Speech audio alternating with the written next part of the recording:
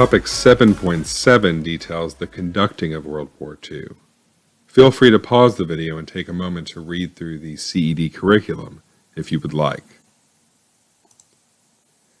The essential question that we're answering in Topic 7.7 is how did different governments conduct World War II?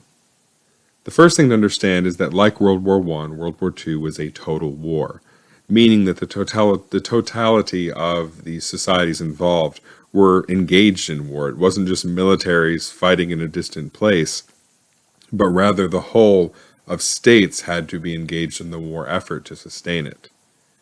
Like in World War I, governments used propaganda, but also now totalitarian states use coercion. And generally, states were stronger and more centralized, so were more able to do both, to mobilize their citizens to war.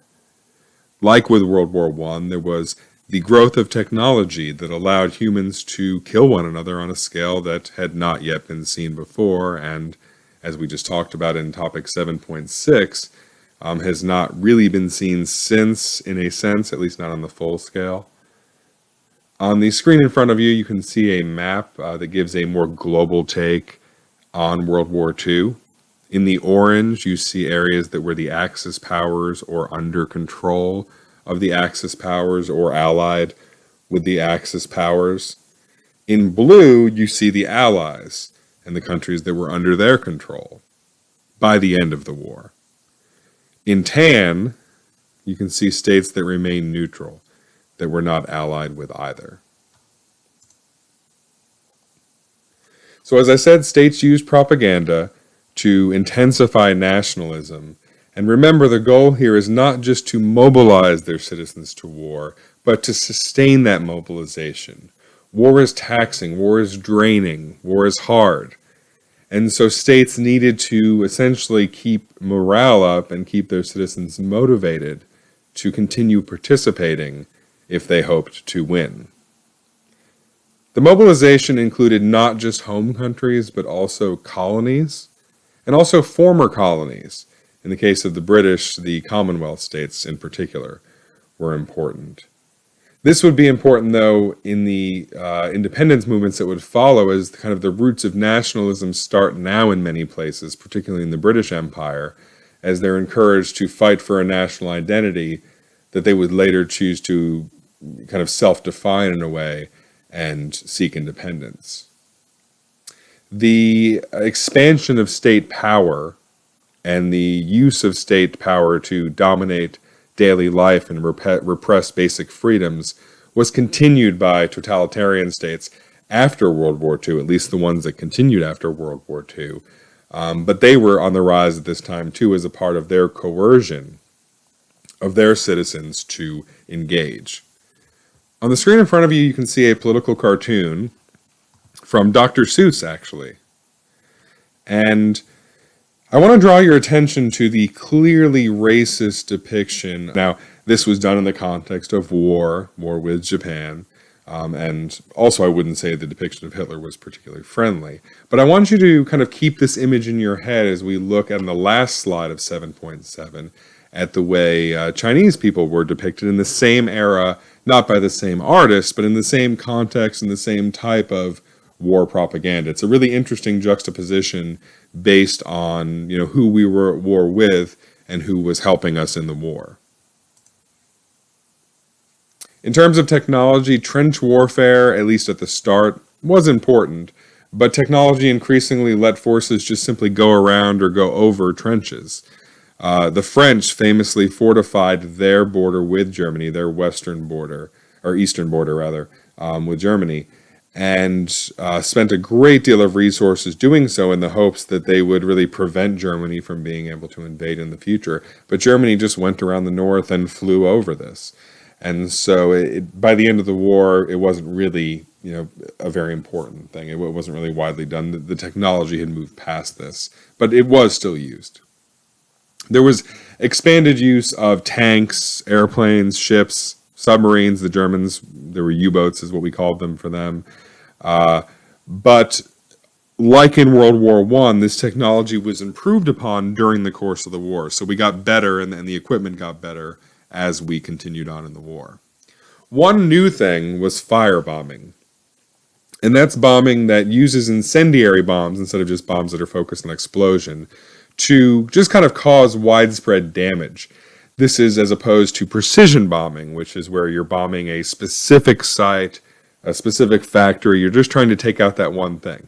Firebombing is just generally bombing to destroy an area. Sometimes this could be a mix of both, where there was a goal of precision bombing, let's say a specific site, but a firebombing was used to just take out the entire area. So there's a little bit of gray. But this was really the first time it was used, especially widespread. It was used very widespread by the Germans over 8 months in Britain. And the U.S. actually used firebombing as well over Tokyo in our Pacific campaign. Also of note, and new to the war, is the atomic bomb. That's just a bomb that uses nuclear fission to cause, massive city-level destruction. And I know I just said it's just a bomb, like it's nothing big. It's, citywide destruction. So I don't mean to understate that. The U.S. remains the only state to deploy these in war. We've done it twice, to Japan in 1945. Some military leaders at the time disagreed with the decision to do that and felt Japan was on the verge of surrendering. The USSR was mobilizing toward Japan. Remember, Russia and Japan had a historic tension over Manchuria, which Russia controlled and then Japan took. And so the USSR was coming to fight in that theater. The U.S. had really kind of gained the upper hand, particularly the naval upper hand by now. And so the writing was on the wall. Japan was probably going to surrender. There may have been, a message in the use of them and the existence of them to the Soviets from the Americans as well. That's the kind of complicated nature of geopolitics. But we did use them twice. The popular justification at the time and for most of our, U.S. history has been that it prevented the need for there to be an invasion of Japan, which would have been very costly.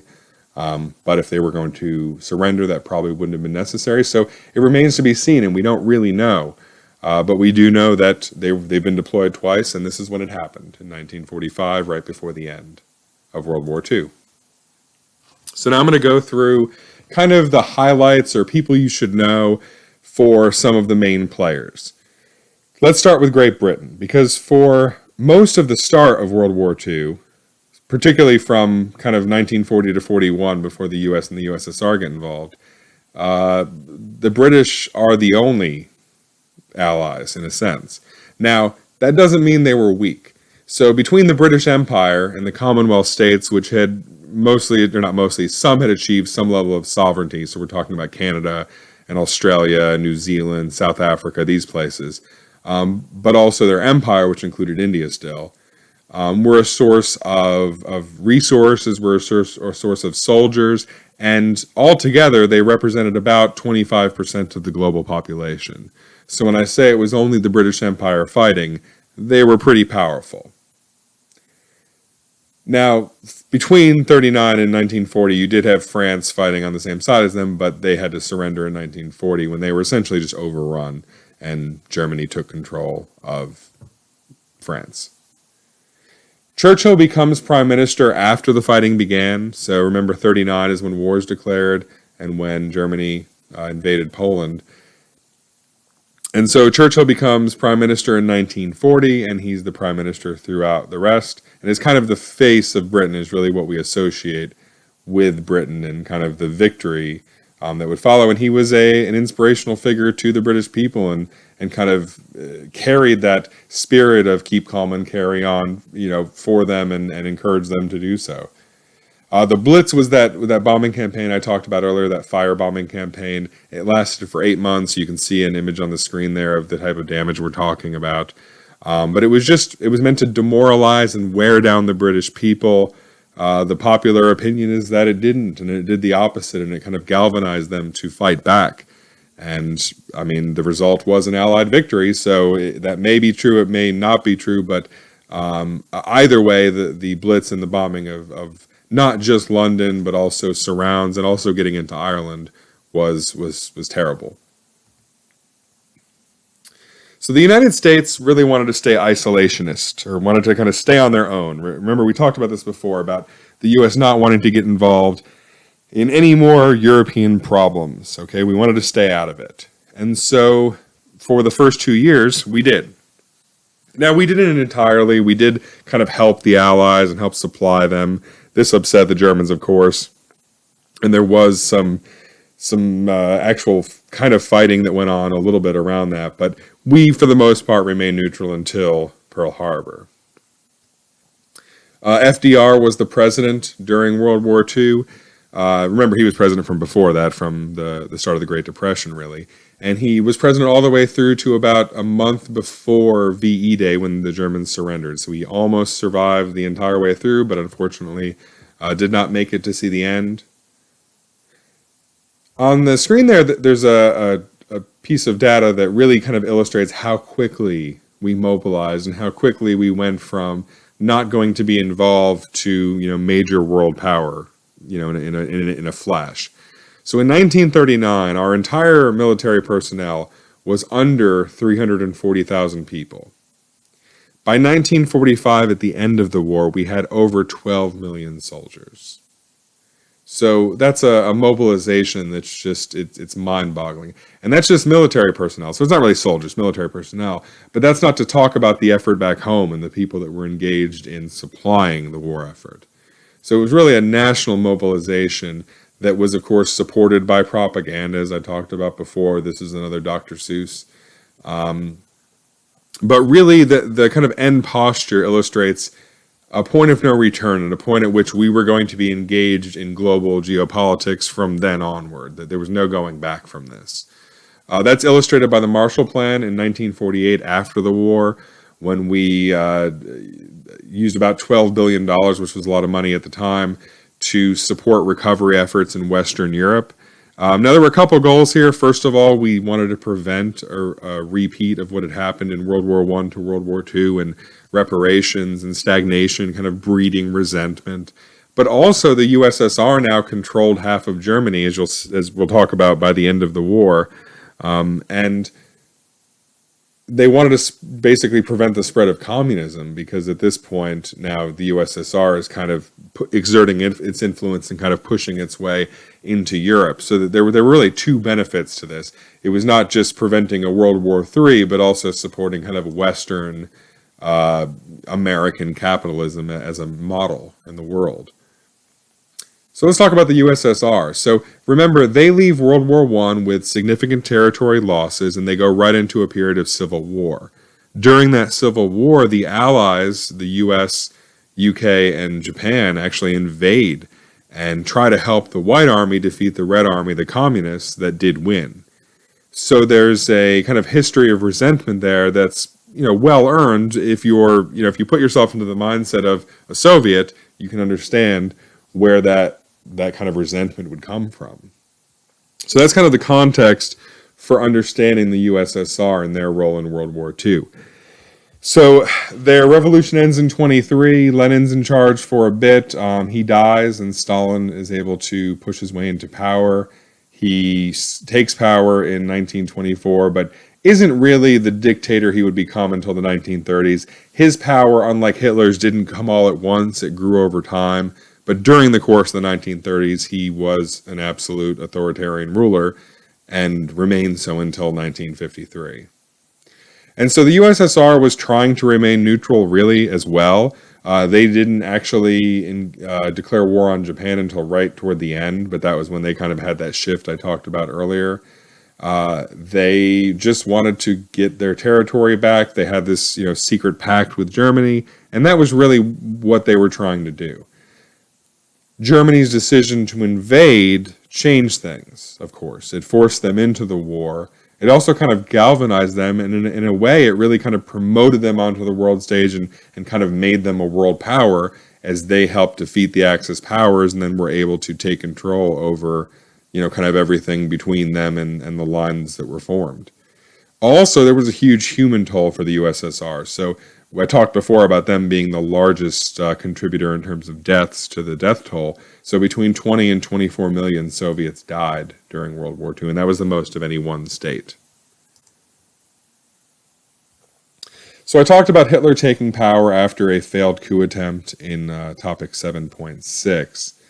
But I want to talk about kind of the context of his personality and him taking power. He had a charisma that appealed to a certain downtrodden, suffering person in Germany. They, like I said, in the context of Treaty of Versailles, in the context of reparations, in the context of losing territory and losing areas that they considered to be part of Germany, felt embarrassed, and they were suffering, and there was famine, and life wasn't very good. That doesn't excuse anything that they did, and it doesn't even come close to that. But it's important to understand it, to understand kind of what they did and what happened next. And so he used that to charisma to direct kind of hate towards scapegoats and really riled tensions on two fronts. First of all, an anti-Semitic front, where he scapegoated the Jewish people as kind of a symbol of Western capitalism in a sense. And so on the one sense, they were fighting against the capitalists. These are the British, these are the Americans, these are the French. And like I said, indirectly as a proxy for this, the scapegoat here becomes the Jewish people. On the other side, you have Russia, who they had fought against and had to agree to an armistice with, and lost what they considered to be rightfully their territory on that side. That then breeds an anti-communist sentiment, because now, obviously, the Russians are the communists, it's the USSR. I think that probably explains itself. But what I'm getting at is he kind of directed that hate in two directions. So even at the same time as they're making non-aggression pacts with the USSR, he's really kind of spouting an anti-communist platform that kind of seeks to consolidate power around this fascism that he's created to promote German interests is what he was selling. And that aggressive nationalism was the pretext to a massive expansion of the German military, a remilitarization of Germany, and then the expansion that we talked about in 7.6.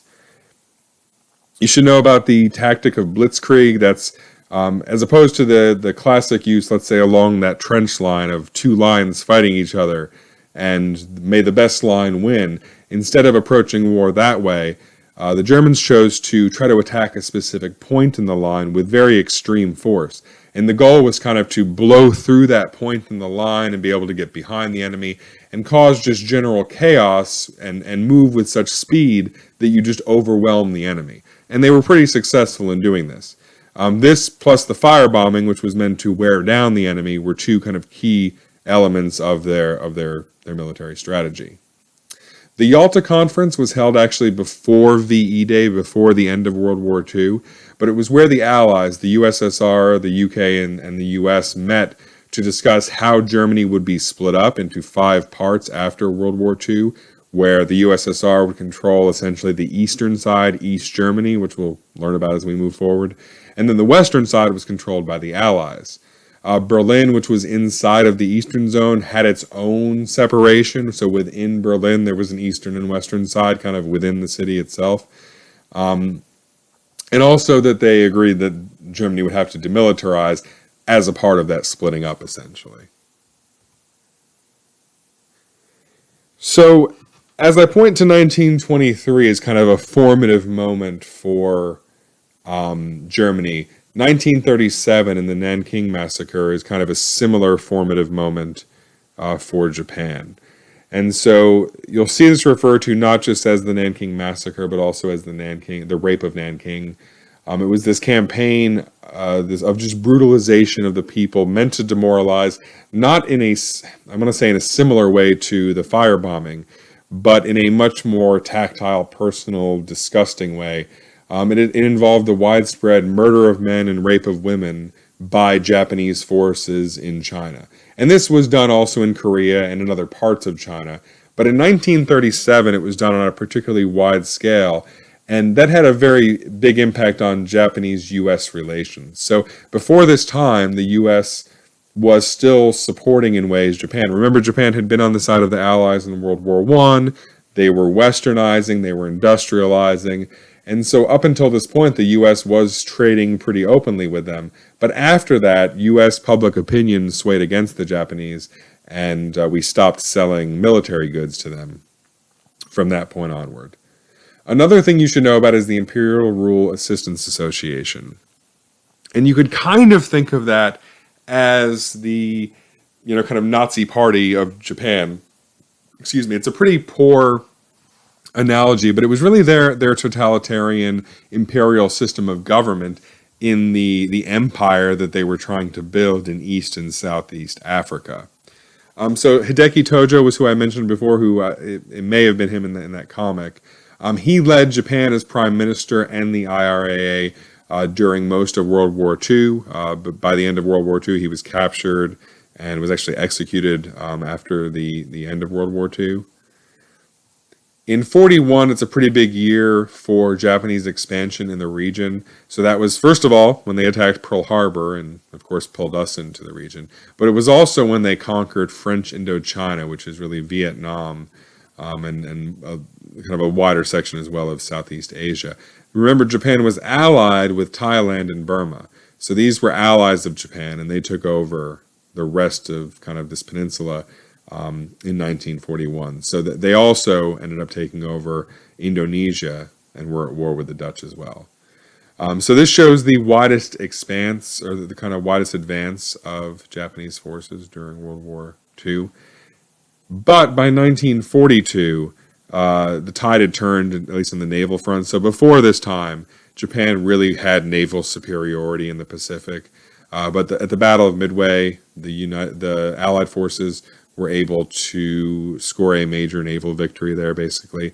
And that it wasn't as if overnight Japan was no longer powerful. That's not remotely what happened. It's not that they were crushed at this point, but it's a turning point. So from that point onward, the Allies were kind of gaining in power through 1945 when the war ended. So it still took 3 years from that point for the war to actually end.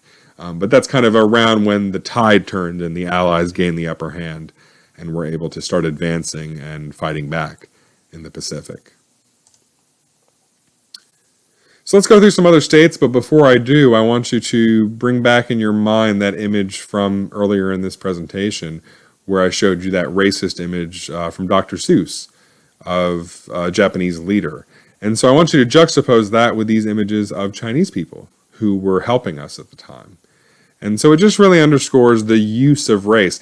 I don't mean to point this out as, oh, look at whoever did this was a better person. There's a very good chance that the most likely white person who made these ads here was probably equally racist to Dr. Seuss. The intention here was not necessarily to do anything other than promote someone who was helping us or to denigrate someone who was our enemy. And that's the point I'm trying to make. So China's civil war was interrupted by World War II. Okay, when you think about China in World War II, you should think of the Second Sino-Japanese War. That really is the Chinese involvement in World War II. But they were on the side of the Allies. They were helping us through this time. They were the Republic of China, so that they were that government that was helpful to us, that was really in charge. After World War II, they went back to their civil war. So it was before and after this time was when they were in a state of civil war. And by 1949, I believe, the People's Republic of China was the government, and the communists had won, essentially. The rest of the states here you can see remain neutral or kind of quasi-neutral. So Ireland was actually attacked by Germany multiple times, but they still remain neutral throughout. But that's understandable in the context of the occupation and control by Britain of Ireland and Irish independence, which had just been kind of gained. All I'm getting at is there was a sense of Britain being an enemy in Ireland that would have made it hard to be on the Allies' side, but they were also attacked by Germany. Portugal remained neutral, but they did let the U.S. use their territory, so they kind of weren't neutral, really. Sweden wasn't neutral, but they were a non-belligerent, meaning that they were not going to engage in fighting. They did end up kind of helping both sides at different stages during the war. Earlier on, they were helping Germany more. That's particularly true when Germany was allied with Finland, and so there was back and forth there that involved Sweden. And later on, Sweden helped the Allies. Switzerland remained neutral and actually had to defend itself from both sides at different times, so they fought both sides at different times. And when we learned about the collapse of the Ottoman Empire, I had noted that Turkey joined the Allies, but they only joined the Allies right before the end of the war. So they really were kind of neutral throughout, but right before the end, a few months before the end, they did join on the side of the Allies.